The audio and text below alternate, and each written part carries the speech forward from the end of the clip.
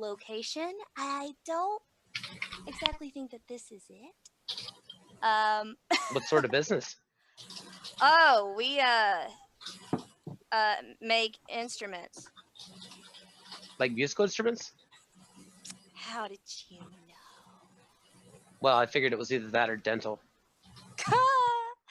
Well, I am blessed with lovely teeth, and so are my 10 other siblings. Be that as it may, yes, we do. We are Your parents are quite prolific. really. I'm guessing that you already have guessed. Oh, I mean, instruments. Yes. The bear is just kind of pushing his back, and I'm just pulling his front. Do you own one? What, an instrument? Yeah, you. I do actually. What did I end up going with? Oh right, he lets you know that he's a drummer. Oh, really? And you have one of our makes. Do I? Kind of in a, I was asking you own an instrument. I don't believe so, but I will tell you just, as a new acquaintance, that setting up a business that relies heavily on wood in the desert might not be the wisest move. That is why I said I don't think that this is the location for us. So you didn't know that this was a desert either? I'm not really familiar with this. sorry to interrupt your conversation, but kind of in a bit of a loud, booming voice for the first time y'all hear from Yixid in common. I simply came here to see the world. Is that meant to? I point at Yixid and I say, you know what? Me too. Say that. Up until now, he's just been speaking Draconic and kind of hushedly, but now he switched to basically his normal voice. So just kind of boomingly comparative to earlier, He just says that. Okay. So Alright. let me just say this real quick for you for those two before you and Jeff continue going to Trixie. So Anestra, you keep prying more and more to the bookies, trying to get better deal offers out of them. And with that persuasion, you finally convince one of them, and he kind of leans forward and he goes, "Okay, look, I'll tell you something. Lean in here." And he waits for you to lean forward and he kind of whispers, "So, you've gotten some info from some of the trade princes trying to look to hire new people that they found an item out in a set of ruins that they're looking for. Both Quid and Quid's major rival. Jeff, because you're the one who made them, what was Quid's most major rival?" Let's see. There was Quid, Severin. Severin was his rival. Severin. Okay. Mm-hmm. So both trade princes Quinn and Severin would like to get their hands on this, and they've both been putting out feelers trying to keep it on the down low. Now, I'm not saying that you have to work for any one of them, but I'm saying that if you were to, say, acquire the item, you would have your choice between the two of who to give it to. And well, what's the item? We don't know. We just know they've found something. They've been trying to keep it as mum as possible, but they're definitely looking for people, and I'm pretty sure they pay either one of them for it. Is he willing to give a location of either one of them that we can speak with prior to, or a location of the ruins for us to go look for? They give you the information on a couple of places you can meet representatives of both Quid and Severin. They don't have the location of the ruins themselves, but they give you places you can try and get in contact with somebody to talk to about it. Okay. And they say, whereas we normally take just bets on competitions and things like that, in this case we could probably help you out by seeing which agent would pay more. We'll act as your go-between if you decide to barter, and whichever side goes to pay more, we split the profits. Okay. And what is your percentage that you're looking for out of it? Oh,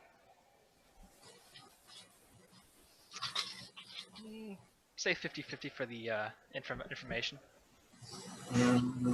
That's a little bit high because we're doing all the work for that. So I would be looking at more. You're getting 70-30? that's still high. You're getting us information, so 15. Oh well, the details can be discussed once the operation is complete. I'm sure we could find something that'll make both sides quite happy. Okay. Do I get all that information with my little perception check there? Yeah, because Anestra was you were both asking about it, and Anestra got the good persuasion, so they give it to both you guys. Okay. Jeff.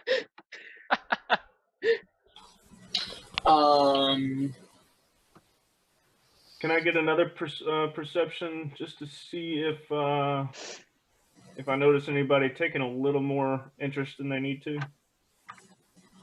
Yeah, you can. Nope, I don't know shit. You have noticed though that Yixid kind of stood up and did a whole George Washington pose, followed by his "I just came to see the world."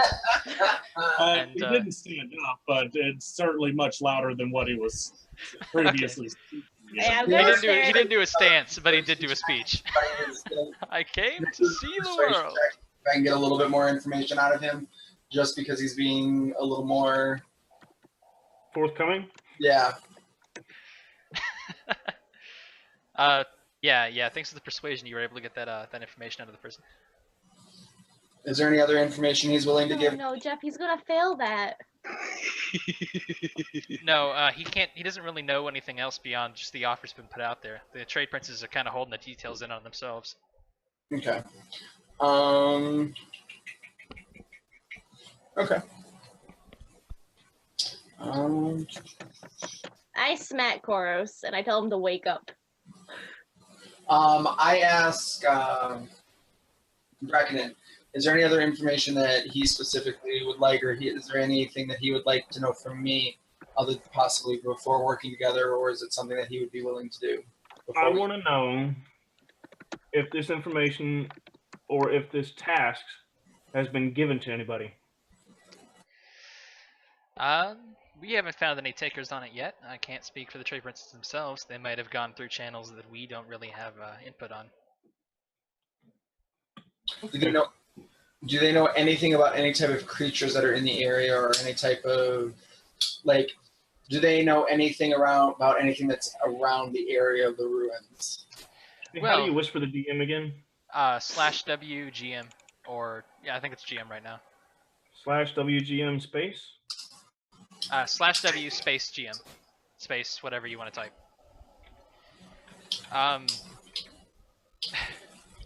Hang on, let me think about what I was gonna say a second ago. Yep, that works. I give Koros a water and tell him Oh, it's right, me. right. You were asking about the creatures. The bookie tells you that considering the location and the kind of things that have happened around here, the Badlands around this town, where all the different kinds of ruins are, they could be filled with literally anything. Mutated animals, undead that just come up out of the sands or still one day. Okay. Okay. It's a fun place. It sounds like it. Okay. Well, I say I'm going to sleep on it, but if it's something that they wish to discuss, I will meet Bracken in the morning and continue discussing it. Okay. That's pretty much my plan as well. I'm going to tell them to sober up and come talk to me in the morning. We can see if we can work this out. Okay. As he stumbles by, Brack, roll me a sleight of hand.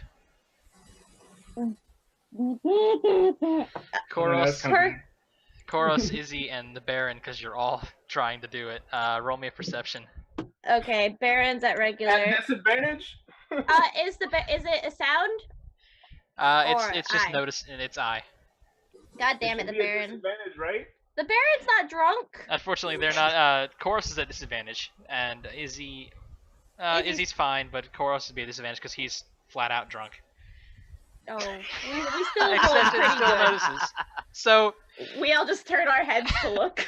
Koros, as you're kind of stumbling along, and Izzy and the Baron are pushing and pulling you, other way around. But as you kind of go by him, Brack just kind of sticks out a hand and tries to reach into Koros' pocket or his purse. The Baron will snap at his hand. I'm gonna pop him on the nose. and just Like, snarl. no. I'll also grab his hand and be like, please don't steal from my brother. Well, he kind of invites the the attempt. Want a drink? No hard feelings. So while that's going on, do I actually? You know what? Hold on. Hold on. You Wait. said /GM. Do it. I'll take Koros's purse though. No, Nope, I won't. Jeff, what? Did you get that message? Jeff, I was what, speaking what language Sylvan. is it? Okay. He just said you are far from home, Elder One. I did in not. Sylvan. Elser one. How do you speak to you /GM space? /W space GM space whatever the message is. I'm not understanding the Sylvan. I am. Oh wait, no, yeah, I saw it. Are you saying I can't speak Sylvan? No, I'm not saying. I'm actually gonna stop Koros and just turn towards Bracken and just stare at him and raise an eyebrow. I'm paying you 0 attention. Because this guy he seems to have figured out for some reason that I am Anestra, roll a perception check.